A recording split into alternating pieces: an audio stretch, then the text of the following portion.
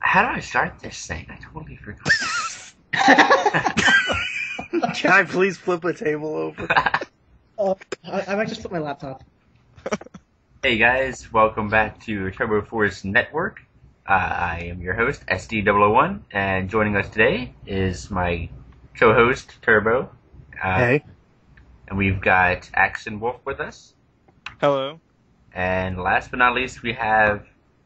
What do you want your name to be? PhotoGladiator. Right, PhotoGladiator. Hi there. And so, normally we call ourselves a podcast, even though we still are, but we changed up the name a little bit, Turbo Force Network, as it's going to be called. You should see the logo on the screen. It's pretty sick. So props to one of Turbo's friends that made it, the name, but it's pretty rad. Yeah. I don't know whether or not to leave her anonymous. I'll keep her anonymous for now. Okay, yeah, sure, we'll do that. But we'll give a shout out to Anonymous for helping us make the logo. To Anonymous, okay. And Anonymous, the computer hacking clan, just cause. Mm-hmm. Just because they're awesome. Yeah. So 4 guys in one podcast. That's a record. That's an innuendo, too. That is true. So how have things been going for all of you? Finals next week. Oh, yeah. Yeah, it Me must be a too. very stressful week. But you're in high school. There's a very big difference. Hey, it's Math XL. It's still bad. Okay, I'll give you that. Yeah, I just took a final today. And? It was English essays. It wasn't bad. Wait, That you sounds have, like you have English finals? Yeah. Oh. Oh, My English final was I just had paper. We had to do a paper and take an exam. I didn't even read Oh. the book on the paper. I just, whatever, winged it. You were just lazy college senior on that. What? I'm not going to go outside the book, okay? Because it's called Money That I Do Not Have. Right. yeah, the book. One thing to definitely teach people is that in college, the last thing you want to do is buy the book. That's for Yeah, they already assigned the book for summer reading for TCU. It's about what the internet does to your brain. Yeah. Stupid. It definitely makes you smarter. You got summer reading? Yes, I do. I had summer reading. Alright, But your book was cool. Okay, that's... I guess alright, you can say that. Turbo, do you have summer reading? No.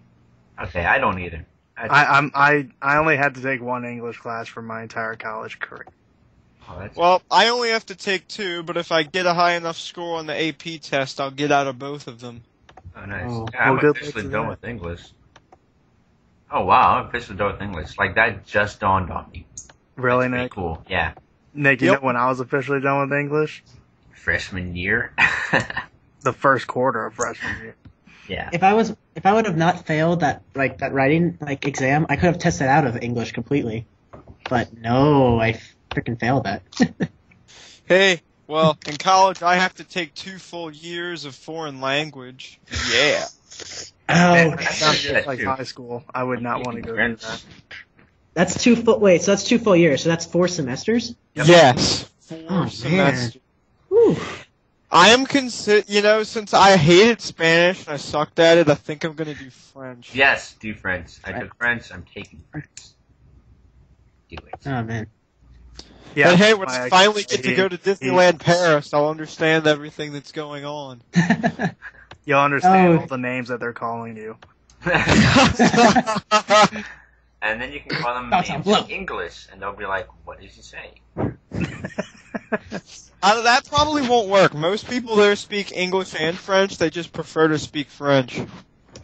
Well, you can always go socially awkward penguin. Speaks a negative language. They speak back to you in English. It's like It's yeah, like first world English problems. Go to another Oh. country, everyone already understands you. man.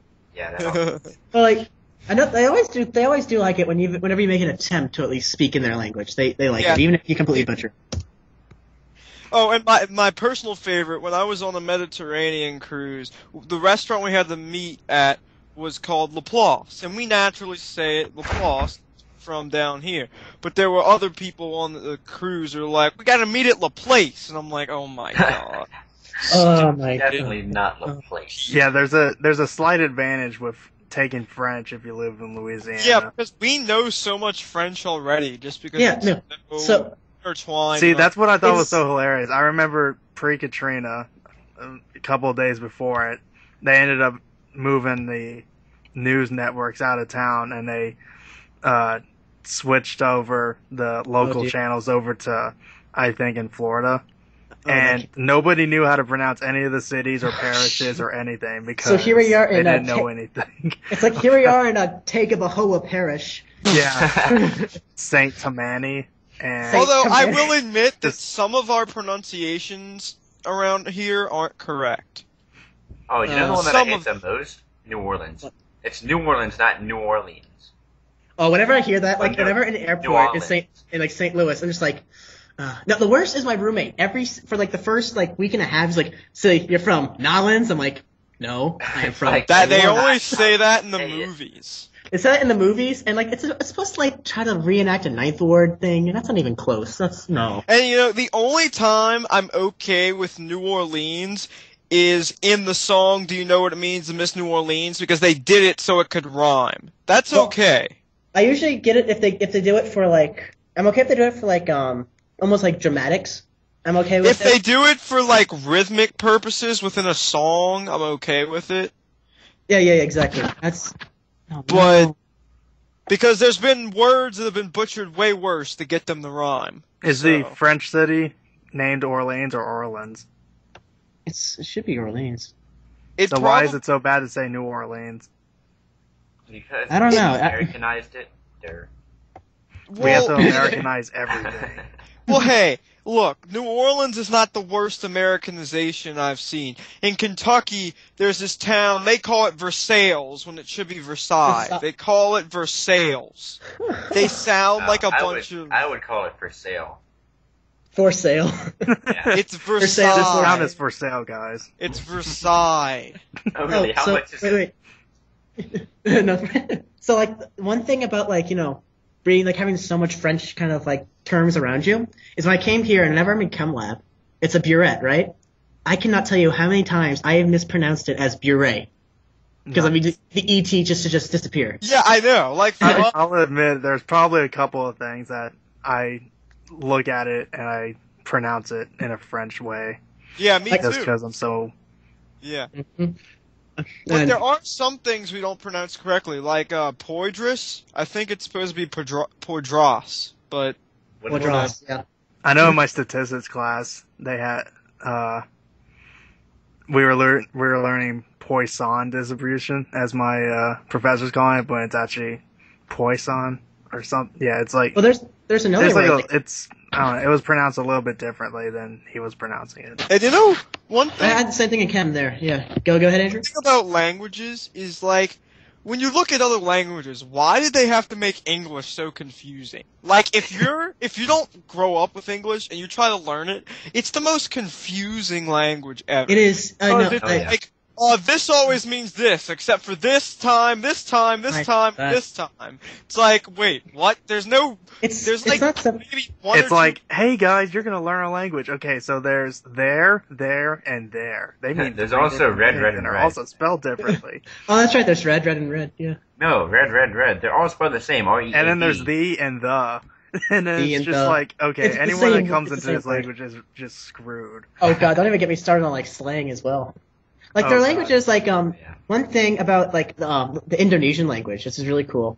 It's like it's incredibly simple. Like it's so funny. Like here's a good example. If you want to make something plural, you just say it again. So if you wanted to say like, for example, like the word lizard, but you wanted to say lizards, you just instead of just saying chichok, you would say chichok, and that's it. That's plural. That could get a tad ridiculous. So, what would though. happen if you were, like, up against giant brigade of, like, an army, An army. I think there's an actual Yeah. word for army.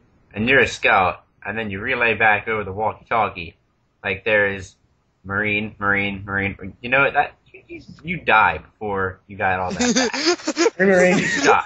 You are dead. As a scout, And you it's do like not want you to get be a on, scout. like you said Marine about 5 times and then you shot. So then you go over there, or your allies go over there with like 5 Marines because you're gonna think, oh, we only said it 5 times, right? No, No, like, it's not like for each 50 of time. them. It's not for each time. You just say like it's like basically if you have. It doesn't matter if you have 250 children. You just say it twice.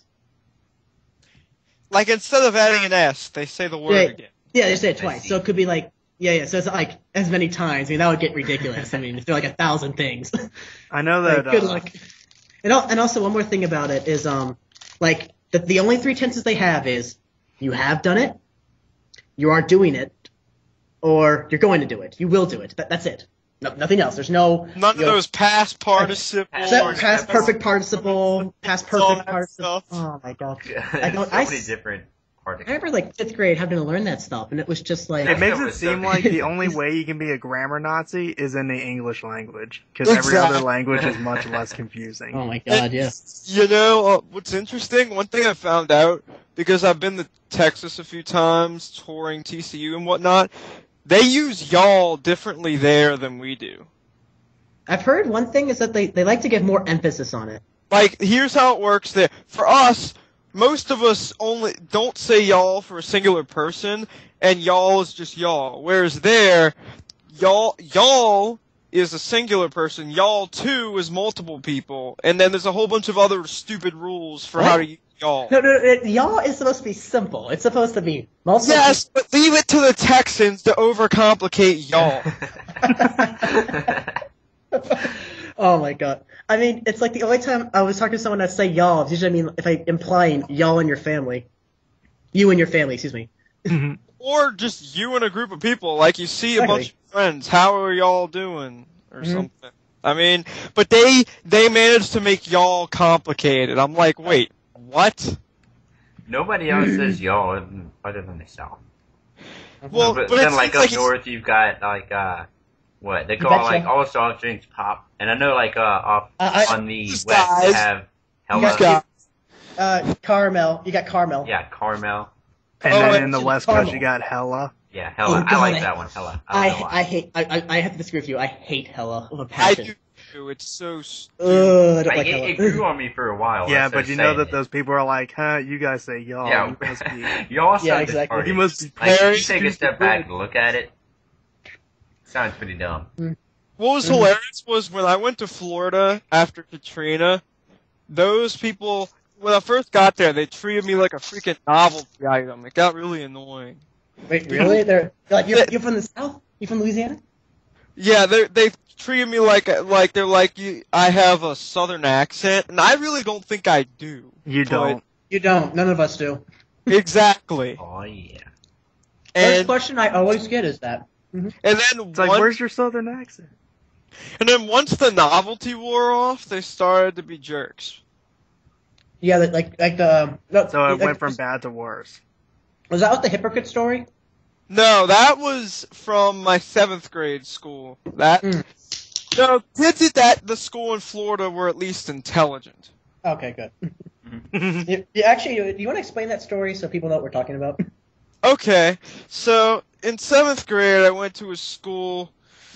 The city doesn't really matter, but let's just say that the people that go to this school weren't exactly the smartest. And the school was run by the parents, basically. If your parents had sway, you couldn't be touched. And it was kind of far away from where I normally live. I was only going there because my grandma worked there, and my mom wanted to visit my dad who was living in Florida. So one day, I'm eating at lunch, and I'm sitting by this group of people, and it's some black girls and their friends who are white. So there's this one girl, she does something stupid. I don't remember what it is anymore. And then I laugh, this other girl laughs, and she's like, you really shouldn't laugh at her. And I call her a hypocrite. Keep in mind the girl that I called a hypocrite was white. But then they didn't know what it meant, so they thought it was some sort of racial slur. Oh my god. It's bad enough. But I kind of dug a hole because they're like, what, you think we're stupid or something? I'm like, yeah, I do think you're stupid. Well, I'm gonna say. And let's just say I ended up in the principal's office, but I got myself out of it. Good, But good. when you're a 7th grader and you don't know what the word hypocrite means, you deserve to get screamed at. Oh Honestly. man. Oh, no. And I mean, another kind of goes with that story is it. Well, first of all, the library at that school wasn't the best stocked, but I was trying to read the most advanced books they had. Most of those people were reading 3rd grade books. They were in 7th. ugh. That's worried. I've heard stories of someone that was in 5th. Like a 5th grade teacher came into like an inner city school, and 75% of the kids couldn't. I think that was a math teacher, and like they couldn't even do basic addition. Like 1 + 1 is 2. They couldn't even do that. And so he basically taught 5 years worth of curriculum in 1 year and still got through all his stuff. It was an incredible feat. And it was I can't remember Teacher what it of the was. year. You know how you do that? I could do that feat easily. Just you give them the book and say, "Here, read it yourself." On 7 chapters Monday. Not my problem. That Well, I mean, Accomplished. since we're all pretty much in college now, like you can thank like all the math that we had been taught from 1st through 8th grade. Pretty much. We probably could learn it in just a couple. It feels like we could just learn that in a couple of months since it's so second nature to us now. One thing I don't understand is why some schools put the worst teachers in the formative classes. Like Algebra 1, the first high school math you take. I got one of the worst teachers, and I didn't learn at all, and I struggled to catch up for most of my high school career because of it. I just don't, in my mind, you should put your best teachers in the formative classes. For sure. It's tough. It's a tough show. You really just should aim for you don't have any bad teachers is basically the way it should be. But if you have hard teachers at the beginning and then easier teachers later on, sometimes that can backfire. Well, there's a difference between being hard and good. But like when you're at college and you're a professor and you specialize in a field, you're not going to be teaching the fundamental courses. If you're a mathematician that knows calculus and differentials, you're not going to be stuck teaching algebra because it's you're way beyond that. Right. You're going to be wanting to stay in what you're specialized in and leave the basic stuff to either teacher assistants or people with just a master's or graduate students. But there is a little bit of a problem and a gap there. Well, by the time to college, you should know the stuff. I believe so too. Like, I guess it's partially blamed on the public school. No, that was when you graduate high school, you already have a bachelor's degree. What? Yeah, when you graduate high school, that's actually considered the equivalent of a bachelor's degree. Oh. Or it should be. I've heard it a different way. I've heard it like that the bachelor's degree is a new high school graduation. Yeah, high school education. Excuse me. That's the way I've heard it. Basically, like back in the 60s, 70s. I know this applies to your parents. It was like all you needed was the highest. If you got a high school diploma, that was all you needed. But now it's like you need that bachelor's degree to even go anywhere. If you got a high school education and just have a high school education, they're gonna think you're pretty much that you're done. Yeah, like back then, only the really smart and the really rich went to college. Well, in the 60s and 70s, in the 70s that was starting to change. Exactly. But up until the late 60s, it was just the very rich. Well, mostly the very rich. A little bit of the very smart. But mostly, of course, very smart people who were very rich. But back then, if you didn't have money, you couldn't really go to college. I don't even know if my mom had finished high school. And I know that my dad didn't. He dropped out, went to the Marines, and then got a GED. Yeah, but he's doing fine, isn't he? Yeah, he's doing fine. Yeah, they're doing fine. It was just different standards. Exactly. None of my grandparents finished college. Only one of them actually went to college, but he dropped out of college. Yeah. Yeah, we lack college graduates in my family. It's funny because, like, whenever I do, like, I don't know, I went here to Tech, and a lot of people have alumni parents, and just a lot. It seems like most people that are at college now seem to have parents that went to college as well. Yeah, like my parents both went to college, but they had no desire to send me to the college they went to. I kind of got. I had like a different thing. Basically, I ended up liking the same college as my dad. It was kind of a. It was not really biological, but it was just like we had the same interests in college. I'm at. I'm pretty well. I'm out of state. I'm in St. Louis here at WashU, and pretty much like I came up here and saw it on a college tour, and I just said I really like the school, and my dad's like. My dad like mentioned that he went to it. I'm like, okay, that's pretty cool. But then I went here and I absolutely loved it. It was completely accidental, and I ended up choosing it as my first choice. The school I'm going to, I saw on college tour too. Mm-hmm. Yeah, I didn't really care that much when I went to college, actually. That's not good. I go to Southeastern now, and I absolutely love it. But I don't know. I guess in high school, I never really thought that much about college.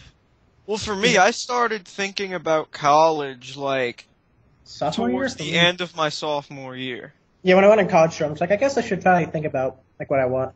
But I mean, like by the time I knew some people who didn't decide what college they were going to till late senior or like right before the date, and it's like when you do that, you're really not giving yourself a chance for success. And like you also have a lot of people who go to the big state school because it's the big state school. Of course, in Louisiana, that's LSU. Yep, that's why I didn't go to LSU. That's one thing that frustrates me so much about. I mean, you have to break the Louisiana bubble.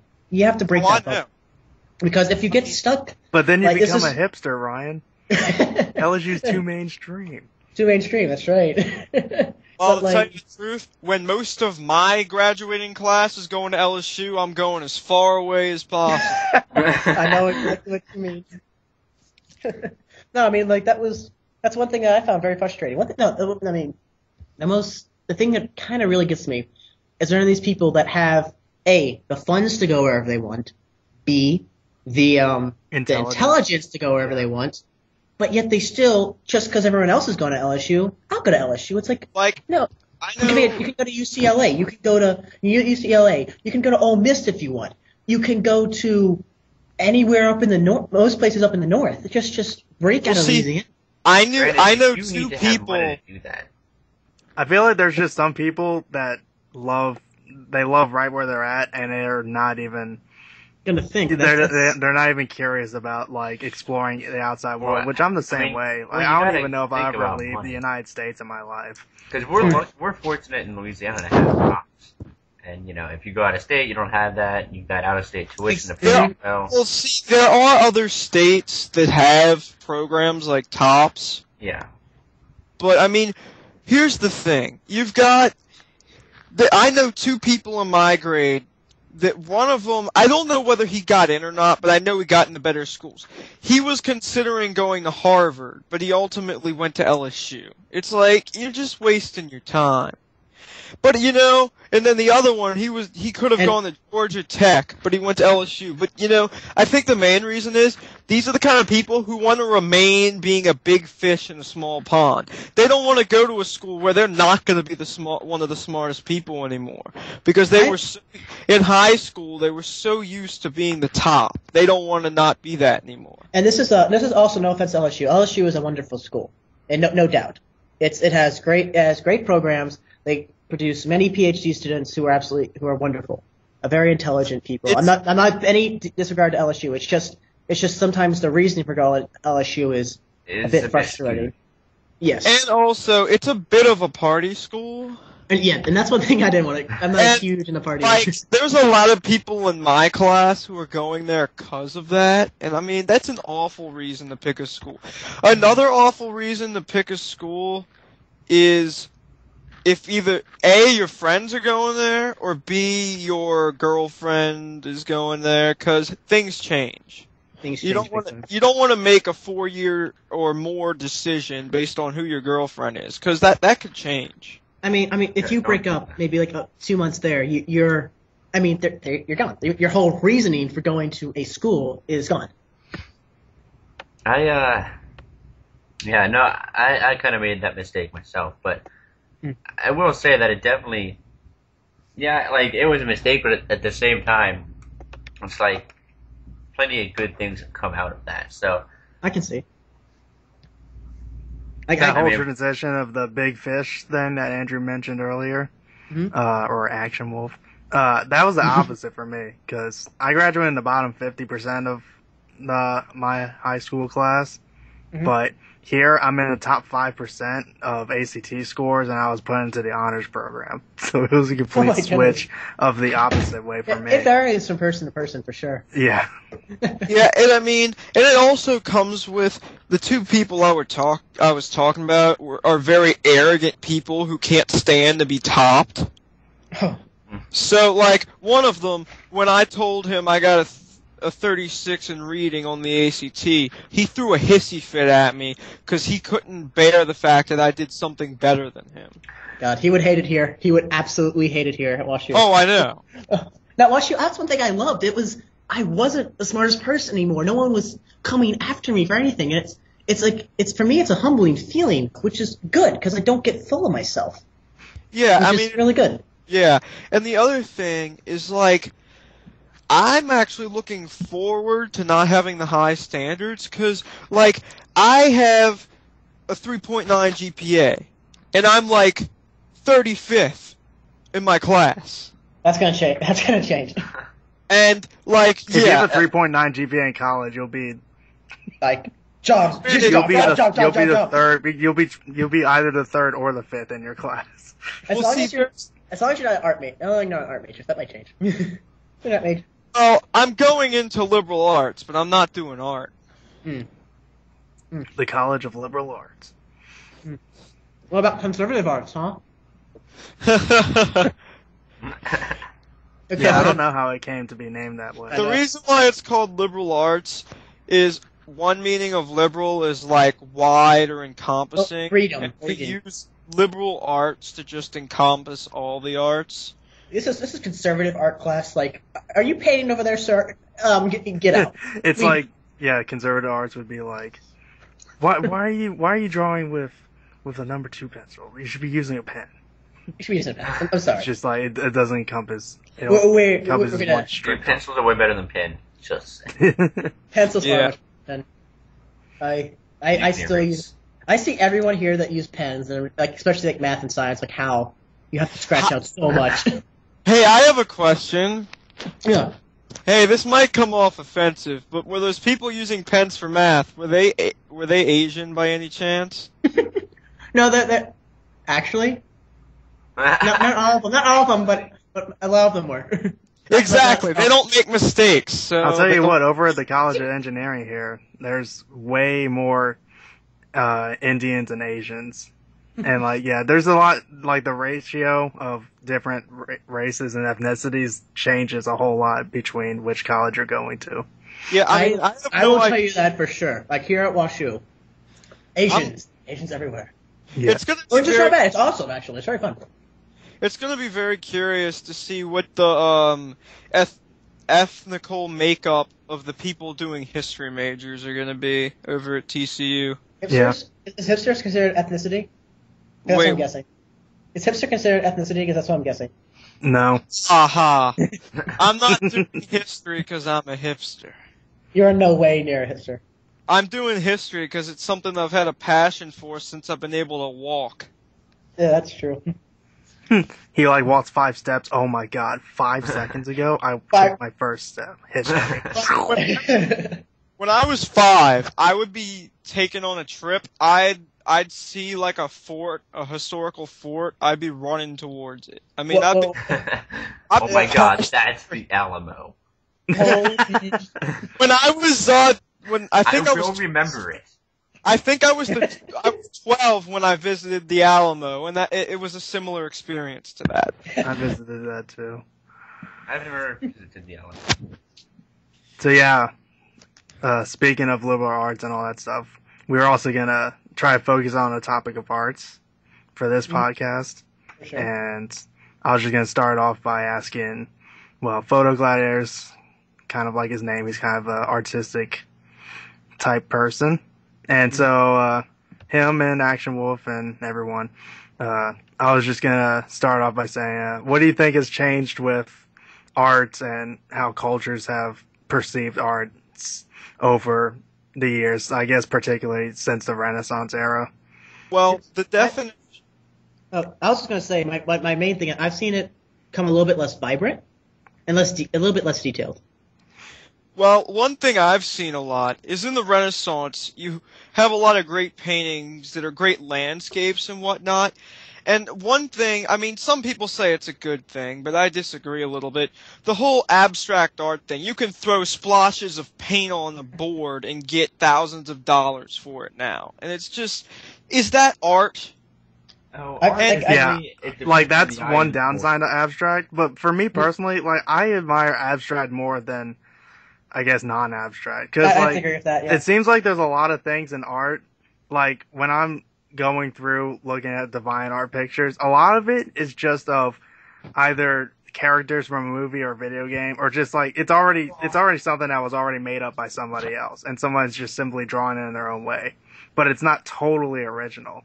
It seems I know what it you're seems like to talking me about. the originality is starting to fade a little, and people are just making copies of other people's stuff. Right, I know what you're talking about, but I've seen some cool non-abstract paintings that are basically, well, they're paintings of like they're realistic paintings, but they were created in the person's minds, and they're very beautiful. But I mean, one thing is, the big thing now in art is what's called installation art. What? I've never heard of this. And you'll have a bunch of bicycles stacked together, and it's called art, and it sells for millions of dollars. And it's like, why? I mean, some of the installation art says a message. Like, there was one where it was a bunch of backpacks, and it was kind of a commentary on an earthquake in Japan with all the kids that died, and I understood that one, but there's some of them that are just ridiculous. I see. Cool. I've never heard about that. I remember I had a conversation with you guys, I guess a few weeks ago, and you were just talking about how, pertaining to video games, that it was a lot more use of imagination, and now a lot of things are coming out where that's not even required anymore, and people are shifting from Legos and Lincoln Logs and building things to now just straight video games, and that there may end up being this giant gap of art, all that stuff being lost in the future generations. That should be, yeah. For example, like when I was a kid, I played with toys and I came up with all sorts of stories. My 5-year-old cousin, he's addicted to video games, which is bad enough, but I tried to get him to play with toys a few times, and here's what he was capable of doing. There was this little video that came with some of the toys. He either replicated that, or he tried to imitate what I did, or he would just hit them together. Like he was not capable of imagination in the slightest. And the extent of his imagination when he's playing like with me is that he's Mario, I'm the villain, and we're playing Super Smash Brothers in real life. That's the extent of his imagination. And that's sad. That's kind of what happens in a video game-dominated society. Pretty much. Well, yeah, which is kind of, it is frustrating though, because I remember just, doing ridiculous things. I remember building Legos and like having pirates attacking. Yeah, me too. I remember this. Soccer planes, having pirates attacking soccer players.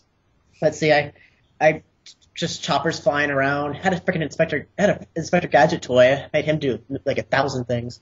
Yeah, and then I'd have G.I. Joes and jet planes fighting Obi-Wan Kenobi in his spaceship and stuff. It's like, even though as a little kid I didn't take into effect that the spaceship would be going way too fast, but I was 10. Yeah, I just know that the biggest things I was obsessed with in terms of toys when I was little was Lincoln Lawson Legos. I loved building things, Build things is fun. stuff like that, And and then best- Hot Wheels race cars. Like those were pretty much my two big things, My which biggest, makes sense. Like like hardcore engineering stuff, I'm not really too into, but I really am interested in like how things are made and favorite that show. type of engineering Favorite show. aspect. And I also know I like math from my childhood and cars and racing. Like I'm also an enthusiast of that now as well. And you can definitely see those things stem from my childhood. I mean, when I've seen you in Forge, I have seen you in Halo Reach Forge.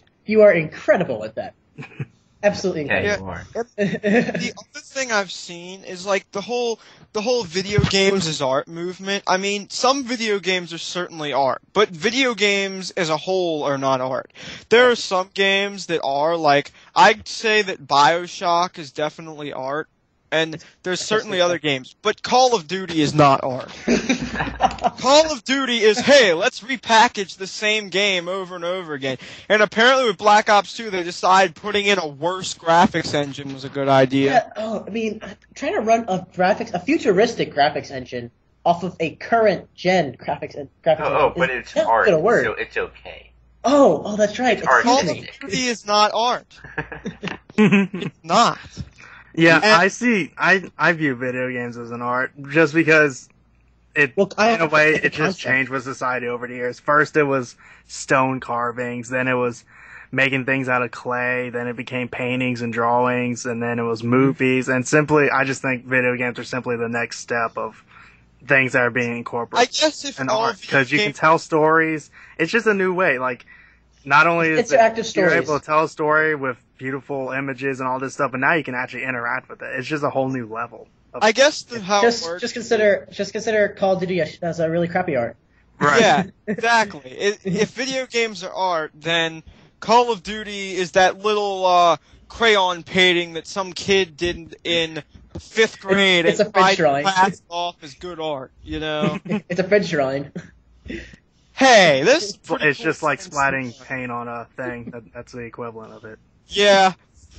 Well, I don't know. Putting your signature on a urinal. I've seen actually some What do pretty you good. think about tagging? You know, people that go off and they graffiti walls or something like that. Well, with like tags. although it's technically illegal and it's vandalism as people do it, there is Still great art in it's that. amazing. It's art. It's incredible some of the stuff they do. Yeah. To me, there's two types of graffiti. There's graffiti as art, which there's artists who really make beautiful things in graffiti, but then you've got the people who like draw like gang signs and obscene stuff. Those people are awful. But the people who use graffiti as a true art form, that's fine in my opinion. I know what you mean. 'Cause I remember going to Greece and seeing things like it was like "fuck the government," just written everywhere. But it was like, that's not what's swear to that's not I would never consider that art at all. But there are other things, like you said, gang signs, other things, dicks, stuff like that. It's like, come on, seriously. It's frustrating. So how do you see art changing in the future? Well, to tell you the truth, with what I've been seeing of today's youth, even if you consider broader art like music, most of today's youth today, I've had a kid tell me that jazz sucks and dubstep is the best thing ever. Excuse me while I hit my head against the table. If that's and there's a lot of youth today. I did actually hit my head against the table. There's people who think dubstep is this really awesome thing. Oh yeah, I can sit on a computer and make noise too. And also look, I'm making noise on my computer. Is this dubstep? Pretty much. Yeah. And then you got lots of kids today who just don't have much of an imagination. I think what's going to happen is there's going to be a period of artistic stagnation, and then after a while it'll eventually come back. But there's going to be a dark period in art. Because people are going to have to actually make up stuff again. Exactly. I know we're probably going to be that generation too. You realize that, right? Yeah. Just like things were starting to stagnate in, like, I mean, there were lots of advances in the Roman Empire, but things were starting to stagnate, and then everything got destroyed, and they had to start from scratch. And while the Dark Ages weren't that great, eventually the Renaissance came out of it, and some of the greatest art ever made. That's what I was wondering. Yeah.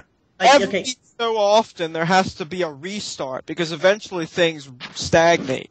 I remember one thing I've always thought about. You know the Library of Alexandria? Yeah. What if that didn't get burnt down? What if that was still there today as a historical? It would be more intelligent. It would be much more intelligent. But I mean, in there were copies of a steam engine. There were copies of, like, the beginnings of steam, like electricity. You know, there were things in there that were incredible. So the best analogy I've heard to it, if that library had stayed up, Christopher Columbus could have been going to the moon instead of the U.S. or North America. Like, when you think about it, you see all these games. One thing I've also noticed is within video games and futuristic things, in the 50s, or the 50s, 60s, and 70s, sci-fi was very optimistic. Like, you had the grand visions of the future. Oh my god. Flying cars. Once Flying you get cars. to the 80s onward, That disappears, the you're vision right. of the future changes to mostly post-apocalypse. That's so because true. the future seems much more grim. Because one, technology advancement has started to stagnate, and two, governments have become so full of themselves and bureaucracy that things just haven't advanced. I want NASA back. I want NASA back right Exactly. And as much as people bash World War II and all, a lot of the technology we have today was developed as part of World War II. Jets, now. Jetpacks. nuclear power, and believe it or not, the internet, the idea for the internet first was thought up during World No War way. II. It wasn't actively experimented with until the 50s. They were trying to find a way to communicate in the case of if everyone was in underground bunkers after a nuclear attack. And that was the origins of the internet. Granted, what we know as the internet today didn't come along till much later, but the original idea was planted back then. And the first thing that could really be considered a computer was made during World War II to help decipher the Enigma machines. Enigma, yeah, that's right. Which used thousands of vacuum tubes. Exactly. And those computers were as big as a room. They were huge. Bigger than a room. Yeah. In many cases. I mean, Yeah. I mean, there are definitely futuristic things. I know that senior year, we had to read Brave New World, and that was Victorian era, and that was supposed to be wonderful. about how technology is going to be so bad for us in the future. that's Again, there's always... I think it's always existed, but maybe it is transitioning towards a more darker yes. Yes. The grim vision of the future has always existed, but for a long time it was the secondary view. Whereas now, the optimistic view has become the secondary view. Yeah, it seems like it's turned into at least two major things. Either A, we develop technology so advanced that it becomes self-aware and tries to kill us, or B, or wait, dang it, my mind went blank. Or we nuke everybody, and then Yeah, I mean that's another one. Call it a day. Or B, we get so involved into technology that we kind of just turn into drones. Like we all medically engineer ourselves and put implants in us, and we're not even human anymore. That was the idea of the movie Gattaca. That was, I mean, you have plenty of movies like that. You got Surrogate. Surrogate, Gattaca, the Island. It's like that now. But you gotta wonder, like, with all the knowledge that stuff could happen, you gotta wonder if, like, we'd be smart enough to make sure that it doesn't happen. I think we are. Just because some of it just seems so, in my opinion, it seems so grossly over the top to me that you can convince the entire developed world to turn into that. It's like, hey guys, you can all get robots and be whoever you want to be. I just don't think people would do that, because as humans, I think all of us want to strive to do something for ourselves and make ourselves great. But you know, I actually have a counter argument to that. To base things around. That's why capitalism's so successful, in my opinion. My counter argument to that is, all the time on different online games, you see people make avatars that aren't themselves, but their ideal version of themselves. And you have all these people who make different people that they want to be. So if the opportunity to live your life as that person was given, I actually think there'd be a large number of people who would take it. Well, it's kind of already here. I mean, you can physically change your appearance a lot. Plastic surgery, yeah. Yes, but at the moment, it's a lot of effort to do it. Whereas if you had a robot that you could just be into and not without any physical things like plastic surgery, I think it'd become even worse. Yeah, some people might go towards it. I mean, I don't know. But I'm just like not today, saying it, 'cause I feel like I don't think a lot of people actually do go through plastic surgery today, and that's it's I think it's a very terribly small expensive. minority that do it So for physical I don't appearance think purposes. a huge And amount would I'm actually just go. talking about average people, not celebrities, not Mhm. filthy rich people. I mean, just the average person is not going to go through that. That's Like, rare. On games like Second Life, the amount of people who aren't themselves, who make alter egos, if it was as easy as it is if it was as easy in real life as it is to create an online character, I think it'd be a bigger problem. That's what I'm saying. I don't know. It seems like the human spirit to me is just always going to override, and like anything that threatens to change I hope us being purely human the way we are. I'm not sure if I can see, everyone to develop a world just jumping on board with that. I think there would always be a lot of opposition to it, and it would have to be done by force. Like, you see some of these movies where people like get so obsessed with the future and technology that they lose their human side. Like, if you've ever seen The Sixth Sense or District 9 or something like that, those are some of the things. Mm-hmm. And one thing I've noticed, you can start to see the lack of imagination already. Like, a lot of movies today, when you start getting movies like Battleship, you know you're... And the fact that when you look at the statistics from the last few years, the amount of sequels and remakes Oh God, are ridiculous. 21. Let's see, 21 Jump Street, Transformers 2 through 4, Teenage Mutant Ninja Turtles. Help me out here. What else? What else is there? I mean, there's an iRobot 2 in the works.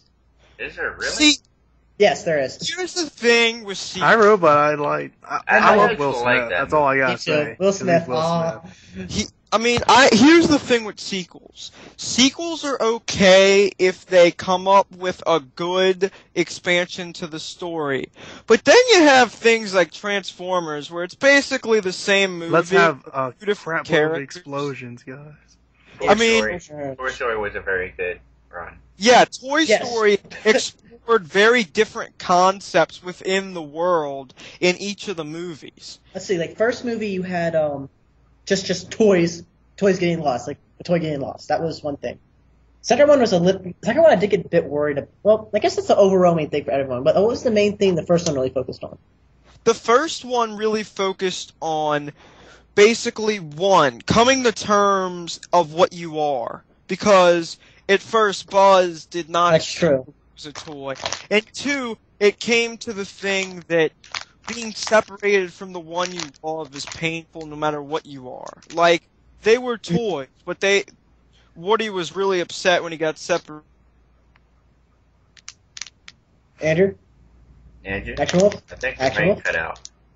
Oh, bit. but Yeah. How You much? get- Oh, we caught most of it.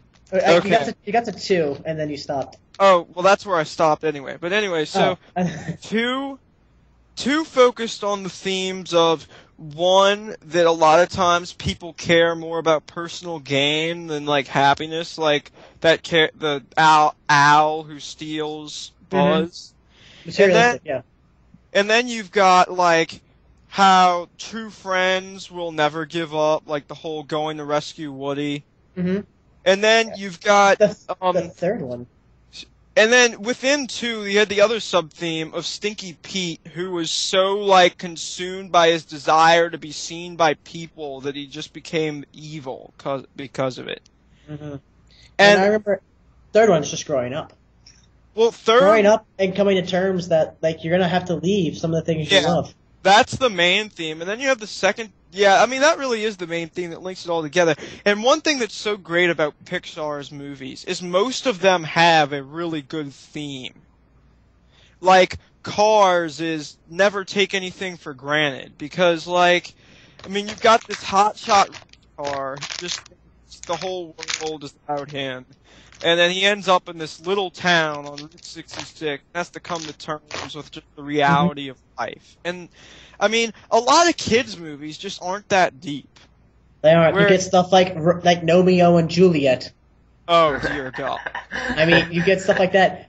You get Baby Geniuses. You get worse stuff. And, I know a lot of people like the Ice Age movies, but I've never really seen the value in them. I like the first one. I never saw the second or. I haven't really been. That's the one thing. That's one thing that frustrates me about Blue Sky. Like I really like Blue Sky as an animating group. They're second to me. They're second. It's second to Pixar. To me, Disney is always first, but. Oh yeah, exactly. Yeah, Pixar is really good. So. Well, no, I talk about CGI animation. Animation team. It's like if you're gonna just go total animation, it's like it's gonna be Disney, Pixar, then Blue Sky for me.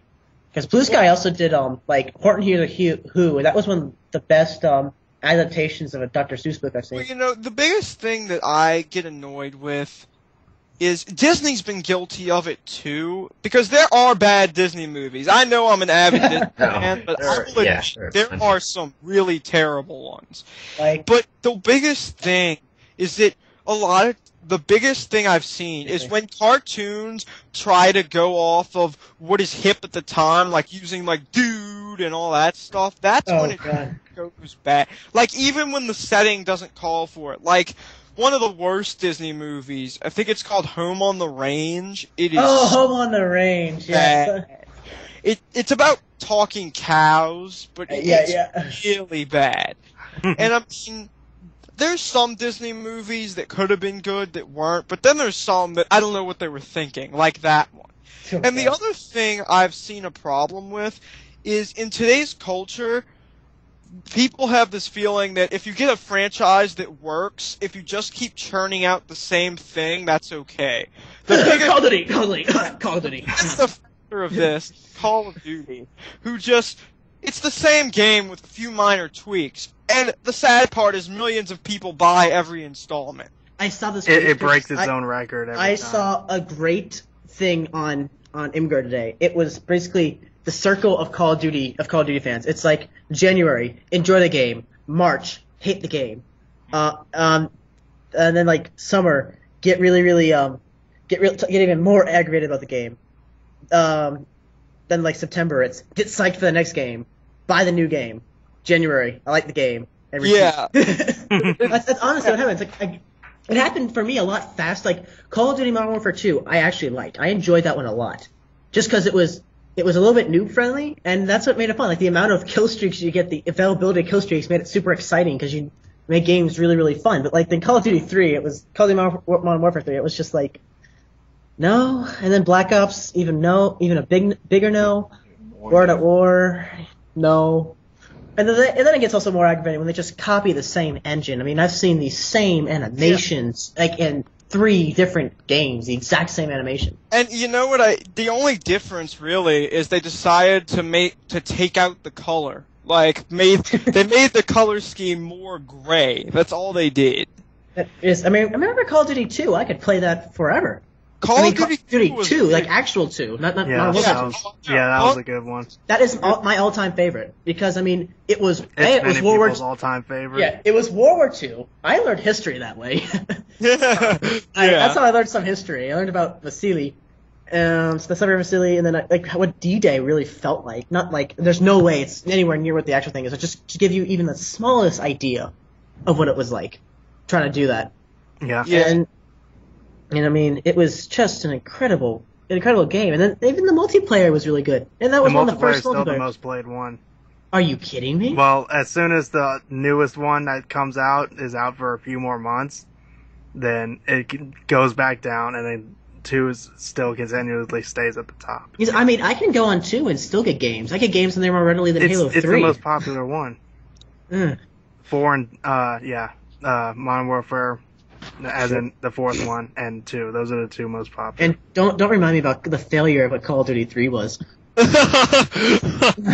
don't even think Activision wants to consider that in there. Or it's like 1, it 2, here, Modern Warfare. Wait, what happened to 3? It was. I should see like stuff for job interview. Oh, okay. You worked on the Call of Duty games, Call of Duty 1, Big Red 1, Call of Duty 2, but it says here you worked on Call of Duty 3.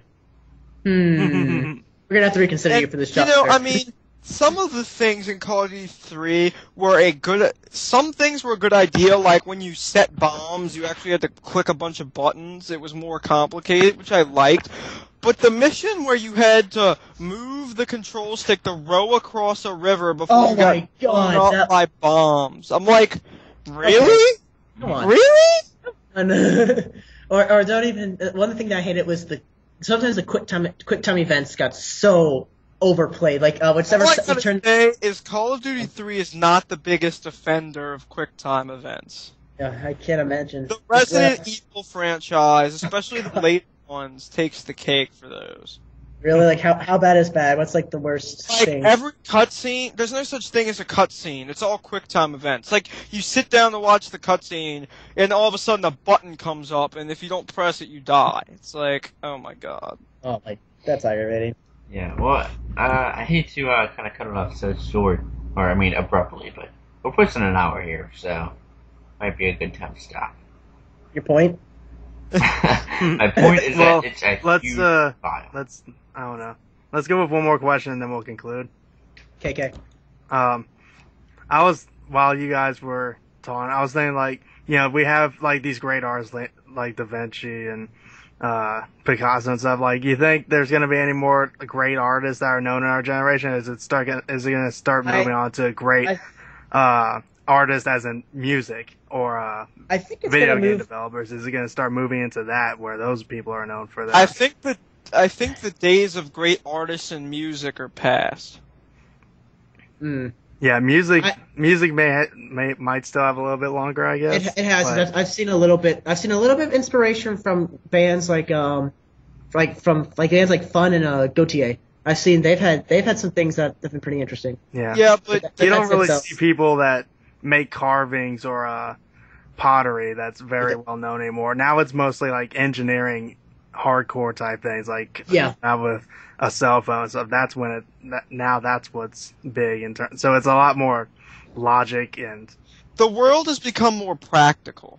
Yeah, it has. It's like, and in a way that's a good thing, but in a way it's a bad thing. Because you lose this nice artistic side of history in the world that just kind of vanishes. Even as the world. Go ahead. For me, I'm going to be doing a history major, but the amount of people who have told me that I'm just going to end up not having a job and how worthless it is. It's like, that's the part of the problem. People just don't see the value in the arts. I like history. Yeah, I was going to say that earlier. Like, I don't mind if people like today's things more than the past, because, I definitely like having electronics more than people that, like, I'm very grateful that I live in this time period where we have electronics and for the people that didn't live with it, it's like, oh man. But there are things that I would have loved to have done back then. Like, I would have loved to explore at the same the Rockies. Time, I don't like it when people hate on the past and like say, oh, jazz was bad, or people that lived without computers and all this stuff. They were like, it's like such a crappy existence. It's like, well, they found their own way to live and they had their own unique way. They had their own unique life, especially the people who say jazz is bad, they obviously don't have a sense of history, because without jazz, none of you wouldn't have. Yeah, exactly. Most of music today derived from jazz. Derived from jazz, believe it or not. Like you said, rap, right? Well, yeah, everything is, including dubstep, believe it or not. But no, like, even as the world gets more practical, there'll always be those people out there that they focus on the impractical stuff. and make a living off the impractical stuff. So I don't think that stuff will ever really truly die, but it may kind of fall under there. Just like how I think as technologically advanced as we might get, we'll probably never lose our humanity from it. That's just me, but that's my own. That's really just an opinion. I'm probably not going to live to see exactly what happens. One thing that I'm kind of proud of in this generation, we're going to be the last generation to see the world as it was before the technological revolution occurred, which I consider to be in the early 2000s. We're going to be the last. Really? What? Well, I mean, the internet bubble was considered the 90s. Yeah, but here's even what before. I'd say. Go ahead. The true revolution of computers really revolutionized in the 80s is when they really went high. See, the biggest thing they can say that right now is a technology revolution and whatnot, but to tell you the truth, technology is stagnating right now. Like it's going to start doing that, right around now. But it was definitely a huge jump between World War II and now, Exactly. I would have called the internet bubble the 90s and the 2000s to be the information age, because it was like it was starting to become the first time that everyone in the world had free access to instantaneous just about anything you can imagine. Well, it was the first time that's ever happened. Made the world seem a lot smaller after that. I mean, if you were to tell me in 1998 that you could get in 1998, if you could tell me you could get less than a meg per second of internet on your phone, I would be impressed. I would be very impressed, even though I was young. Like that, I could actually browse the internet from somewhere mobile. Yeah, it's crazy to think that. But now it's just like, oh, you don't have 4G, then you're slow. Yeah.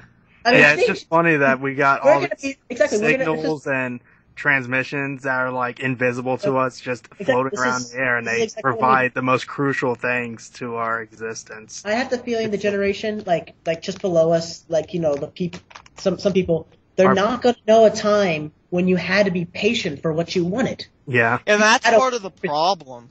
Because people are like, now. Exactly. That's what causes debt, in a way. Yeah, and also, that's what kind of leads to the downgrading of music and art, because really good art and music takes a lot of patience. Mm-hmm. You're not going to get it right on your first shot, that's for sure. I mean, you could have copy and paste, like we found Love in a Hopeless Place. I mean, I like to change the words to the song and go, we learned how to use copy and paste. We learned how to use copy and paste. We learned how to use copy and paste. I mean, that's all it was. That's all that song was. And I liked it because it was catchy. But is it original? No, it's not. It was catchy, so I downloaded it and I listened to it sometimes. That's also another thing. A lot of people seem to go off its catchiness rather than its meaning. Exactly.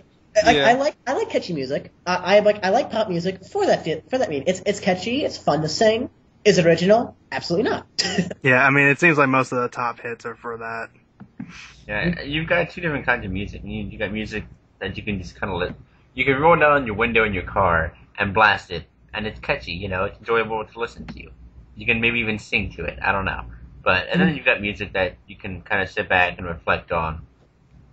I wouldn't be deeper meaning in it, Like, I wouldn't go around in my car blasting, classical music. Even though, actually, that sounds like a fun idea, actually. And, as much as I love my 40s music, I know better than to blast it out of my car. If only you could see my face, everyone just kind of be like, are you a hipster? Steampunk. Hipster steampunk? Hipster steampunk? Who are you? And it's just like... Are you that's from what, this... the artist that I've been talking about recently, I've been having kind of a little bit of an obsession with him, is Gautier. I watched one of his documentaries, and he actually puts time into his music. Like, what he'll do, he'll sample, he'll sample old stuff, like really old stuff, or B, he'll find obscure instruments, take every single note from that instrument, put it onto a MIDI keyboard, and play tones with that instrument that you would never hear before. Because there are certain instruments you have to wait have a time period after you click a note, but now you can instantly hit a note and have it vibrate off, and it changes things. And literally, what his writing process is, he goes and sits in a barn and just tries these things out. That's all he does. and he comes out with this really very original, very meaningful music. Cool. Actually, most of it about the Earth's destruction and how no one cares anymore about the Earth. So on that note, we should try to wrap it up. It's over an hour long. All right. So Sad Sounds face. good. yeah, there's no way that this won't be on Facebook. This have to go on YouTube. Facebook's got a 20-minute limit. I don't know if you knew that, but it does. I found that out like a couple years ago. Yeah. So Well, Anyways. we can always advertise. yeah. Mm-hmm. All right. So that'll be our podcast. Thank you everyone for joining us for this broadcast. Actually, Sorry if it's a little lengthy for you guys, but hopefully you enjoyed listening. You'll get over it. Yeah, Just speaking put our it in the minds. background and do some homework or something. I don't know. Sorry, I apologize. My voice sucks. Oh no, it sounds fine. Everyone was good. And I know I was a tad long-winded, but oh well. You were Yes. very insightful. Good job. All right. So that'll be our show. I am SD001. I'm Turbo. I'm Actionwolf. And I'm PhotoGladiator. And we will see you guys next week.